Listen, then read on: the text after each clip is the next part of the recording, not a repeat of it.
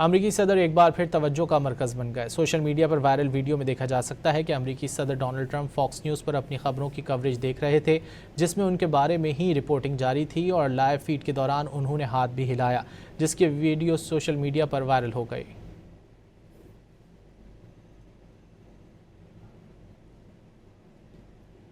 अमरीकी सदर एक बार फिर तवज्जो का मरकज़ बन गए। सोशल मीडिया पर वायरल वीडियो में देखा जा सकता है कि अमरीकी सदर डोनाल्ड ट्रंप फॉक्स न्यूज़ पर अपनी खबरों की कवरेज देख रहे थे, जिसमें उनके बारे में ही रिपोर्टिंग जारी थी और लाइव फीड के दौरान उन्होंने हाथ भी हिलाया, जिसकी वीडियो सोशल मीडिया पर वायरल हो गई।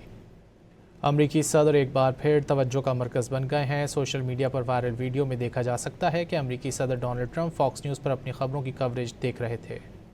अमरीकी सदर एक बार फिर तवज्जो का मरकज़ बन गए हैं। सोशल मीडिया पर वायरल वीडियो में देखा जा सकता है कि अमरीकी सदर डोनाल्ड ट्रंप फॉक्स न्यूज़ पर अपनी खबरों की कवरेज देख रहे थे।